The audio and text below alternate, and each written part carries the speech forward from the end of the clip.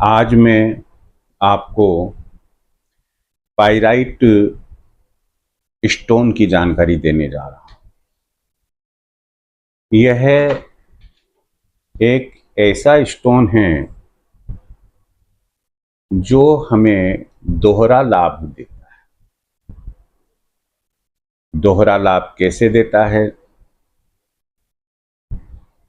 वर्तमान में, प्रेजेंट में करीब करीब हर फैमिली इकोनॉमिक या फाइनेंशियल क्राइसिस के दौर से, संकट से गुजर रही है। और हमेशा, चाहे वो हिंदू हो, मुसलमान हो, सिख हो, ईसाई हो, अपने गॉड से यही कहता है कि ये दुख हम कब तक देखेंगे। गॉड तो खुद आने से रहा, हम कर्म करेंगे, दुख उससे दूर होते हैं, फाइनेंशियल क्राइसिस भी उसी से दूर।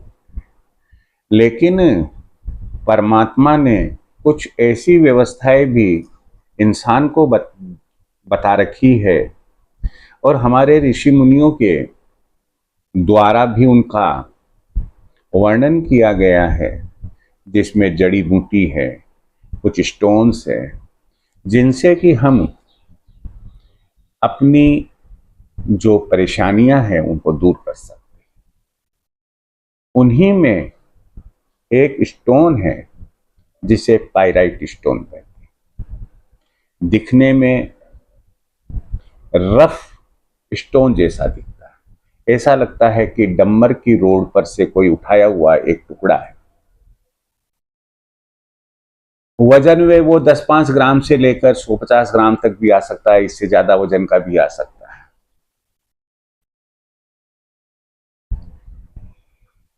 इस स्टोन के 4 रूप आपको मार्केट में मिलेंगे। पहला रूप इसका है कि रफ स्टोन के रूप में मिलेगा, वो वजन के हिसाब से मिलेगा, 50 ग्राम का, 60 ग्राम का, 100 ग्राम का, 125 ग्राम का है। और उसको जब आप देखेंगे तो ऐसा लगेगा कि जैसे उसमें कुछ पार्टिकल्स जो है, कुछ कण बहुत चमक रहे हैं। दूसरा रूप मिलेगा कि रिंग साइज स्टोन्स मिलेंगे आपको।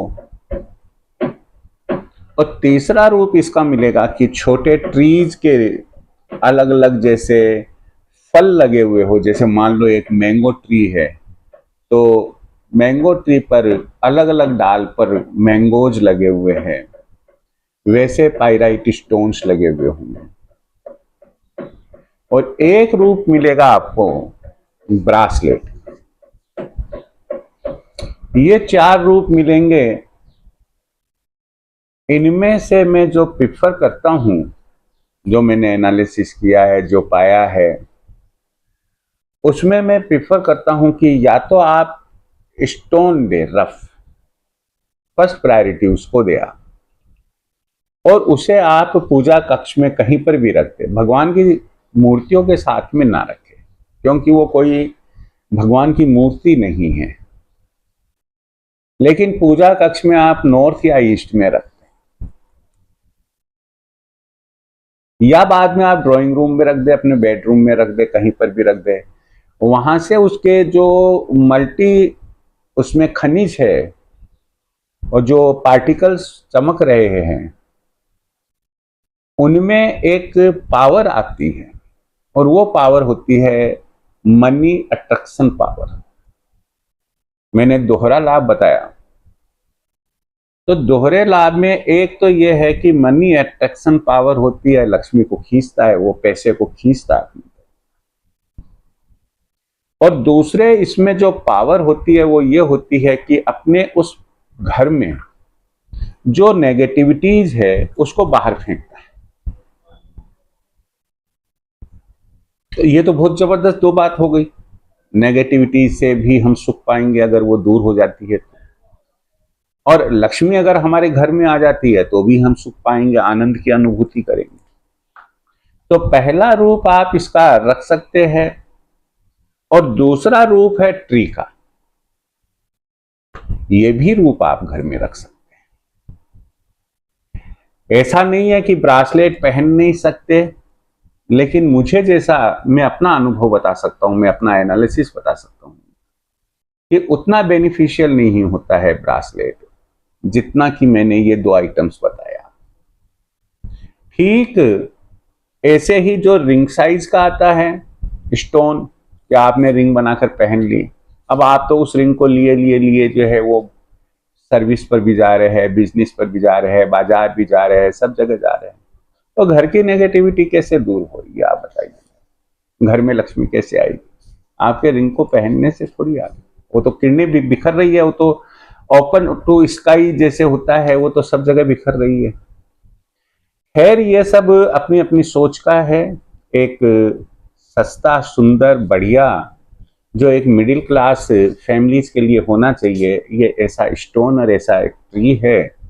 तो मुझे उम्मीद है कि अगर आप इसके फायदे, क्योंकि कई यूट्यूबर्स आपको बताएंगे कि इसके कुछ नुकसान भी है या क्या है, मैं कुछ किसी के लिए नहीं कहना चाहता, सब अपने अपने हिसाब से एनालिसिस करके ही बताते हैं। मैं अपनी बात कह रहा हूँ कि आप चाहे तो स्टोन के रूप में रखें, चाहे ट्री के रूप में रखें, पाइराइट स्टोन अपने घर में होना चाहिए। अच्छा, सबसे अच्छी बात यह है कि इसकी आपको सिंगल टाइम जब फर्स्ट टाइम लेकर आएंगे तब जरूर थोड़ा सा जल छिड़कना है, गंगा जल से इसको थोड़ा पवित्र कर लेना है, शुद्धिकरण कर लेना है, दूध है, गोमूत्र है इससे। लेकिन रोजाना आप अगरबत्ती वगैरह लगाएं या दीपक लगाएं इसके, ऐसा कुछ भी नहीं है।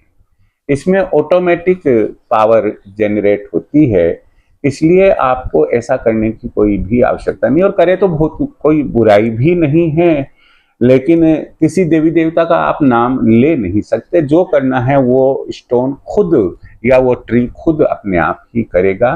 मुझे उम्मीद है कि पाइराइट स्टोन के संबंध में आपको जो मैंने जानकारी दी है वो आपके समझ में आई होगी। फिर भी अगर कोई बात हो तो कमेंट बॉक्स में जरूर लिखिएगा। जय श्री कृष्ण।